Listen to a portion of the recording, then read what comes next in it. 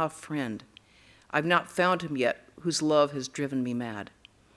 So I think it's after this that now we come to, afterwards the master sat in the small room with the devotees. He was completely stripped of his clothes like a 5-year-old child. Balaram, and a few other devotees were in the room. Master, one can see God's form.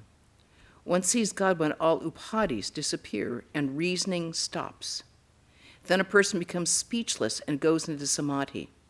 Coming to the theater, people indulge in all kinds of gossip. But when the moment the curtain goes up, all conversation stops. The spectators become fully absorbed in what they see on the stage. I want to tell you something very secret. Why do I love boys like Purna and Narendra so much? Once in a spiritual mood, I felt intense love for Jagannath, love such as a woman feels for her sweetheart. In that mood, I was about to embrace him when I broke my arm. It was then revealed to me, you've assumed this human body, therefore established with human beings the relationship of father, friend, mother, or son. I remember being completely like, what? How do you embrace the image of Jagannath, which are 3 wooden conjoined images in Puri, very, very old? And how do you go up and embrace them? They're up there on the altar. What I didn't realize is that to embrace Jagannath is to go up and touch the image. That is what it means to embrace Jagannath. You know, I've been wondering about this for 50 years, and I just found out about it like, maybe 5-10 years ago. So it's like, yeah. I wish there had been a footnote on this. It's like it just explains this. I now feel for Purna and other young boys as I once felt for Ram Lala, which is the small statue of Rama, of the child Rama, which is like this. And he got him from a Ramadi monk. And he treated that child as living, and for him it was living, as it was for the monk who gave it to him. I used to bathe Ram Lala, feed him, put him to bed, and take him wherever I went. I used to weep for Ram Lala. Now I have the same feeling for these young boys. Look at Niranjan. He's not attached to anything. He spends money from his own pocket to take poor patients to the hospital. At the proposal of marriage, he says, goodness, this is the whirlpool of the Vishalakshi. That's a whirlpool around Kamarpukur. I see him seated on light. Purna belongs to the realm of the personal God. He was born with an element of Vishnu. Ah, what yearning for God he has. To M, don't you notice that he looked at you as if you were his own spiritual brother, as his very own? He said he would visit me again at Captain's house. Narendra belongs to a very high plane, the realm of the absolute. He has a manly nature. So many devotees come here, but there is not one like him. Every now and then I take stock of the devotees. I find that some are like lotuses with 10 petals, some like lotuses with 16 petals, some like lotuses with 100 petals. But among lotuses, Narendra is 1,000-petaled one. Other devotees may be like pots or pitchers, but Narendra is a huge water barrel. Others may be like pools or tanks, but Narendra is a huge reservoir like the Haldal Pukur. Among fish, Narendra is a red-eyed carp. I can't help it, that's what's in the text. I think it's a particularly big fish. Narendra is a huge red-eyed carp. Others like minnows or smelts or sardines. Tarak of Bulgaria may be called a bass, and that later became Swami Shivananda. Narendra is a very big receptacle, one that can hold many things. He is like a bamboo with a big hollow space inside. Narendra is not under the control of anything. He's not under the control of attachment or sense pleasures. He's like a male pigeon. If you hold a male pigeon by its beak, it breaks away from you, but the female keeps still. Narendra has the nature of a man, so he sits on the right side of the carriage. Pavanat has a woman's nature, so I make him sit on the other side. I feel great strength when Narendra is with me in a gathering. About 8 o'clock in the evening, Mahendra Mukherjee arrived, and he saluted the master. Haripada, Tulsiram, and other devotees arrived one by one and saluted him. Babaram was laid up with a fever and couldn't come. Master to M and the other devotees. Hasn't the younger Naran come? Perhaps he thought I had left. To Mukherjee, how amazing. During his boyhood, on returning from school, he cried for God. Is it a small thing to cry for God? He's very intelligent, too. He's like a bamboo with a big hollow space inside. All of his mind is fixed on me. Girish Ghosh said to me, the younger Naran went to Navagopal's house when a kirtan was going on. On entering the house, he inquired about you and exclaimed, where is he? He was totally unconscious of his surroundings and practically walked over the people. He has no fear of his relatives' threats. Sometimes he spends 3 nights at a stretch at Dakshineshwar. Mukherjee, Hari, and that who later became Swami Turiyananda, simply became speechless at what you said yesterday. He said to me, such wisdom can be found only in the philosophical systems of Sankhya, Yoga, and Vedanta. He's no ordinary person. Master, but I've never studied Sankhya or Vedanta. Perfect jnana and perfect bhakti, that's perfect knowledge and perfect devotion, are one and the same thing. A person reasons saying, not this, not this. They reject it as unreal. When the reasoning comes to an end, they attain knowledge of Brahman. Then they accept what they rejected before. A person carefully climbs to the roof, rejecting the steps one by one. After reaching the roof, they realize that the steps are made of the same materials as the roof, namely brick, lime, and brick dust. One who is aware of the high is also aware of the low. After the attainment of knowledge, one looks alike on high and low. While Prahlada dwelt on the plane of the supreme reality, he maintained the attitude of I am he. When he climbed down the physical plane, he would look on himself as a servant of God. Hanuman also sometimes said, I am he, sometimes I am the servant of God, and sometimes I am part of God. Why should a person cherish love of God in their heart? How else would they live? How else can they spend their days? To be sure, the ego does not disappear altogether. As long as the pot of I persists, that is, body consciousness, a person can't realize I am he. In samadhi, the ego totally disappears. Then what is remains. Ram Prasad says, O mother, when shall I attain knowledge, when you alone will know whether I'm good or you are good? As long as I consciousness exists, one should have the attitude of a bhakta. One should not say, I am God. A person aware of their body should feel that he's not Krishna himself, but a devotee, but his devotee. But if God draws the devotee to himself, then it is different. It is like the master saying to his beloved servant, come, take your seat near me. You are the same as I. The waves are part of the Ganges, but the Ganges is not part of the waves. Shiva experiences 2 states of mind. When he is completely absorbed in his own self, he feels, I am he. In that union, neither body nor mind functions. But when he is conscious of his separate ego, he dances, exclaiming, Rama, Rama. Shiva was a great devotee of Rama, and Rama was a great devotee of Shiva. That which is unmoving also moves.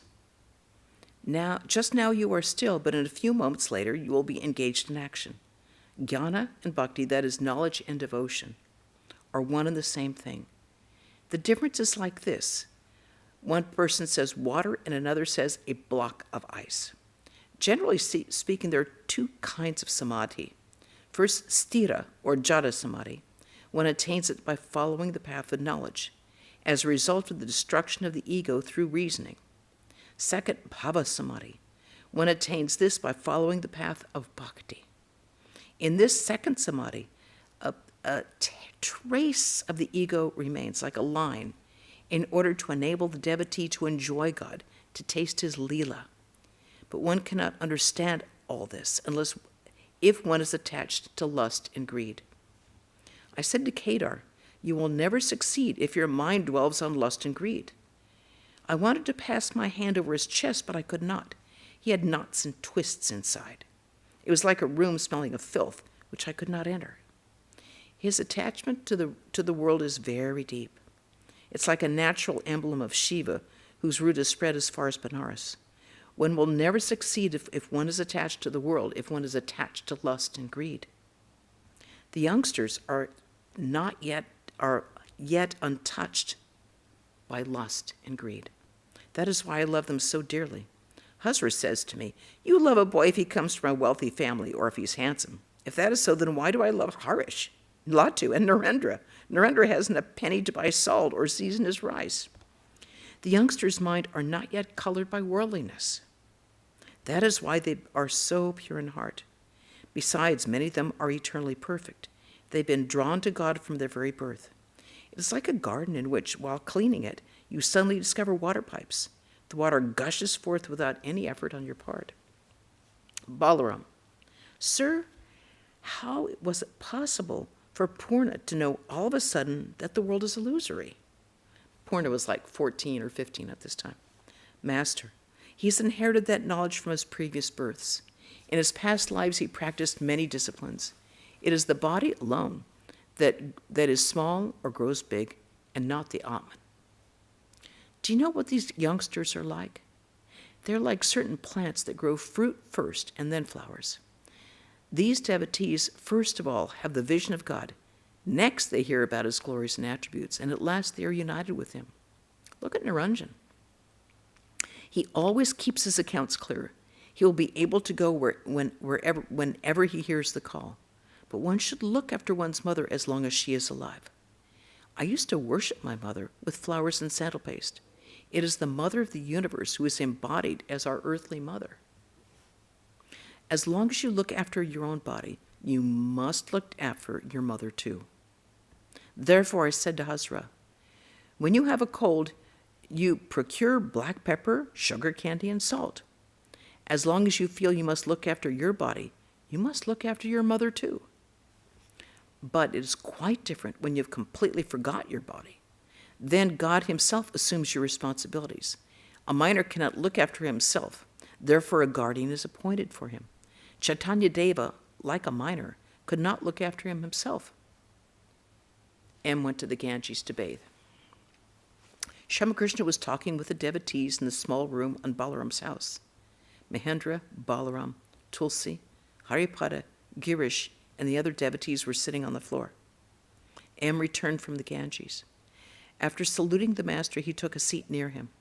Ramakrishna was recounting to the devotees some of his spiritual experiences. Master: one day in the Kali temple hall at Hari and Nangta were reading the Adhyatma Ramayana. Nangta is referring to Sri Ramakrishna's spiritual teacher, his Dvaita teacher, Totapuri. That's Nangta, which means naked one. Suddenly I had a vision of the river with woods on both sides. The trees and plants were green. Rama and Lakshmana were walking along wearing their shorts. One day in front of the kuti, I saw Arjuna's chariot. Ramakrishna was seated in it as the charioteer. I still remember it. Another day, while listening to Kirtan at Kamarpukur, I saw Gauranga in front of me.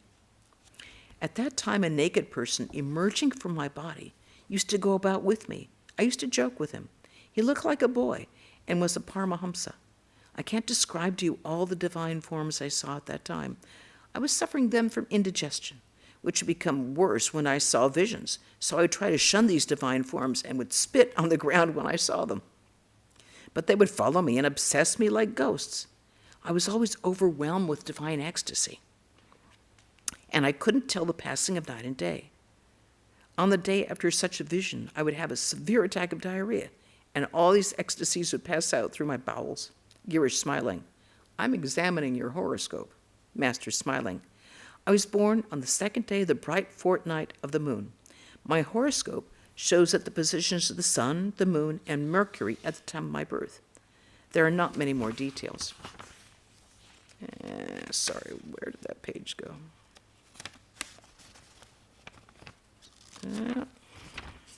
Here we go. Girish: you were born under Kumbha, which I see a note here, Taurus. Someone hand wrote in Taurus, which is not, in the worship that we do for his birthday, it says born in the sign of Aquarius. On the second day of the bright fortnight, it's part of the puja. Rama and Krishna were born under Karkat and Brisha, and Chaitanya under Simha. Okay, Kumbha, Karkat, Vrisha, and Simba are signs of the Hindu zodiac corresponding to Aquarius, Scorpio, Taurus, and Leo. All right. Master, I had two desires. First, that I should be king of the devotees, and second, that I should not be a dry sadhu. Girish, smiling. Why did you have to practice spiritual discipline? Master, smiling. Even the Divine Mother had to practice austere sadhana to obtain Shiva as her husband. She practiced the Panchatapa, which is being surrounded by 4 fires on the 4 corners plus under the direct sun. She also would immerse her body in water in wintertime and look fixedly at the sun. Krishna himself had to practice much sadhana. I had many mystic experiences, but I cannot reveal their contents. Under the bell tree, I had many flaming visions. There, I practiced the various sadhanas prescribed in the Tantra. I needed many articles, human skulls and so forth and so on. The Brahmana used to collect these things for me. I practiced a number of mystic postures. I had another strange experience. If I felt egotistic on a particular day, I would be sick the following day. M sat motionless as a picture on canvas, hearing about these unique visions of the Master. The other devotees were also spellbound. There was a dead silence in the room. Tulsi, pointing to M. He never laughs, Master, but he laughs inside. The surface of the river Falgu is covered with sand, but if you dig into the sand, water comes up. To M. Don't you scrape your tongue? Scrape it every day. Balaram. Well, Purna has heard much about you from M. Master.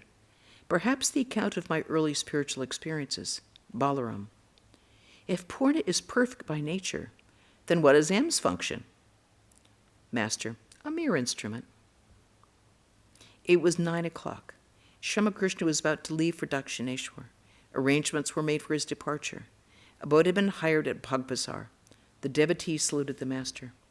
Sri Ramakrishna went to the boat with 1 or 2 devotees. Gopal Ma accompanied them. She intended to spend the morning at Dakshineshwar and go to Kamarhati in the afternoon.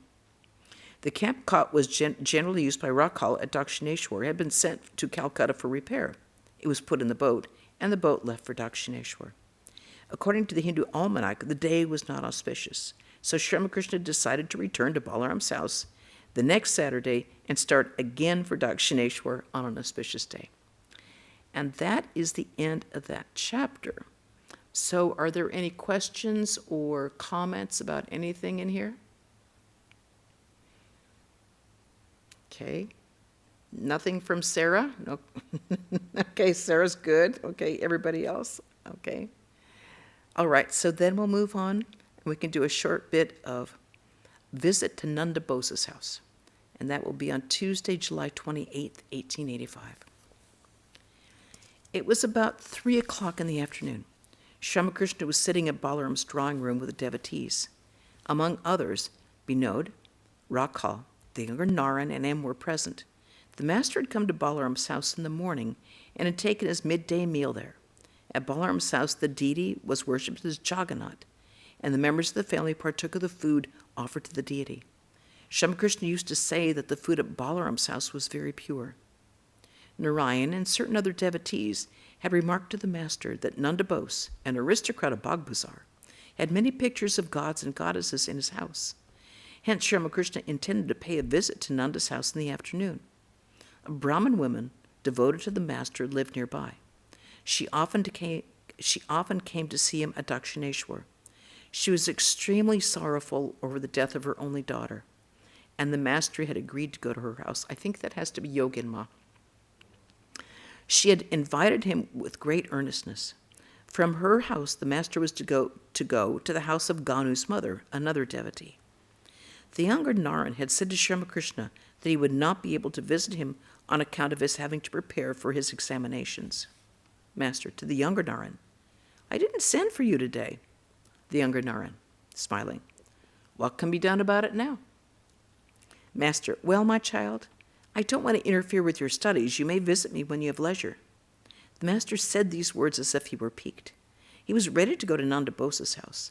A palanquin was bought for him, and he got into it repeating the name of God. He'd put on a pair of black varnished slippers and a red bordered cloth. As Sri Ramakrishna sat down on the palanquin, M put the slippers by his side. He accompanied the palanquin on foot. Paresh joined them. As they entered the gate of Nanda's house, crossed the spacious square, and stopped in front of the building. The members of the house greeted the master. He asked him to hand him the slippers and then got out of the palanquin and entered the large hall. It was a very spacious room. Pictures of gods and goddesses were hanging on all sides. Nanda Bose and his brother Pashupati saluted Sri Ramakrishna. The devotees of the master also arrived. Girish's brother Atul came, and Prasanna's father, who was a frequent visitor at Nanda's house, was there. Prasanna was a devotee of the master. The master looked at the pictures. M and a few other devotees stood around him. Pashupati was explaining the pictures to them. The first picture was of Vishnu with 4 arms. At the very sight of it, Sri Ramakrishna was overwhelmed with ecstasy. He sat down on the floor and remained in a few minutes in that spiritual mood. In the second picture, Rama was blessing Hanuman with his hand on the devotee's head. Hanuman's gaze was fixed on Rama's lotus feet. The master looked at the picture a long time and exclaimed with great fervor, Ami, Ami. The third picture was Krishna standing with a flute to his lips under the Kadamba tree. The fourth was Vamana, the dwarf, who was an incarnation of Vishnu. The master looked intently at this picture. Next, the master looked at the picture of Nrsimha, which is God incarnating as a half-man, half-lion, to protect Prahlada and to destroy the demon Hiranyakashipu, his father. And then, at Krishna with a herd of cows. Krishna was tending the cows with his cowherd friends on the banks of the Jamuna at Vrindavan. M said, a lovely picture. Sri Ramakrishna then saw pictures of Dhumavati, Shorashi, Bhuvaneshwari, Tara, and Kali. He said all these portray the terrible aspects of the Divine Mother. If one keeps these pictures, one should worship them, but you must be lucky to be able to hang them up on the wall like that, on the wall. At the sight of Annapurna's picture, Sri Ramakrishna exclaimed with great fervor, grand, grand. The next picture was one of Radhika as monarch. She was seated on a throne in the Nikunja grove, surrounded by her woman attendants. Sri Krishna guarded the entrance of the grove as her officer. Next was Sri Krishna's picture. Then came a picture of Saraswati, the goddess of learning and music. It was in a glass case. She was in an ecstatic mood, playing melodies on the veena. After seeing the picture, Sri Ramakrishna went to the master of the house and said, I am very happy today. It is grand. You are a real Hindu.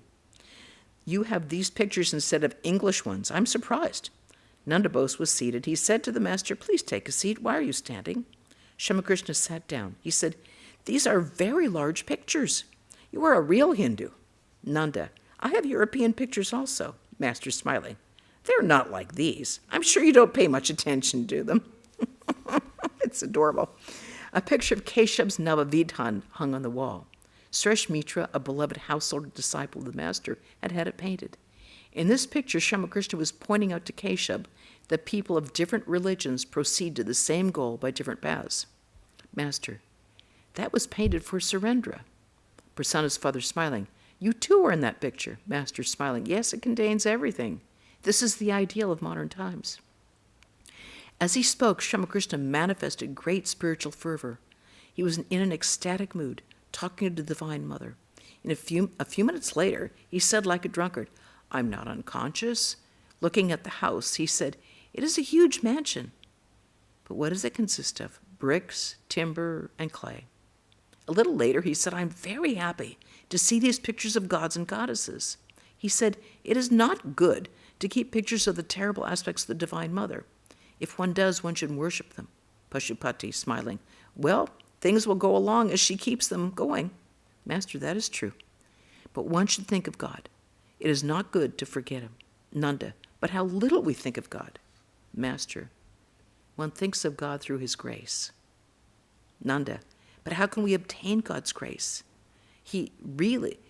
Has he really the power to bestow grace? Master, smiling. I see. You think as the intellectuals do. One reaps the results of one's actions. Give up these ideas. The effect of karma wears away if one takes refuge in God. I prayed to the Divine Mother with flowers in my hand. Here, Mother, take thy sin. Here, Mother, take thy virtue. I don't want either of these. Give me only real bhakti, real devotion. Here, Mother, take... Here, Mother, take thy good. Here, take thy bad. Give me only real bhakti, real devotion. Here, Mother, take... I don't want any of thy good or thy bad. Give me only real bhakti. Here, Mother, take thy dharma, take thy adharma. I don't want any of thy dharma or adharma. Give me only real bhakti.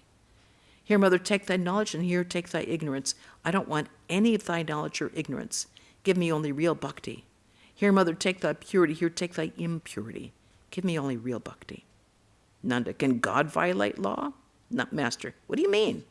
He's the Lord of all. He can do everything. Who has made the law can also change it. But you may very well talk that way. Perhaps you want to enjoy the world, and that is why you talk that way. There is a view that a person's inner spirit is not awakened until they are through with enjoyment. But what is there to enjoy? The pleasures of lust and greed? This moment they exist, and the next moment they disappear. It's all momentary. And what is there in lust and greed? It's like a hog plum, all stone and skin. If one eats it, one suffers from colic, or like a sweetmeat. Once you swallow it, it's gone. And on that lovely note, we're finished the reading today. So is there any questions or comments? Anything about hog plums that anyone wants to discuss? Okay. Well, tomorrow we will have a lecture at 11 o'clock on Greatness by Swami Arupeshananda. Next Wednesday, we'll have a reading from Glimpses of a Great Soul by Swami Sheshananda on a portrait of Swami Sardananda. And a week from today, we will have another reading of the Gospel of Sri Ramakrishna. Okay, so if there's no more other comments or questions, we'll close. Om Shanti Shanti Shanti Hari Om Tat Sat Sri Ramakrishna Arpanamastu. Thank you all for joining. Jai Ma.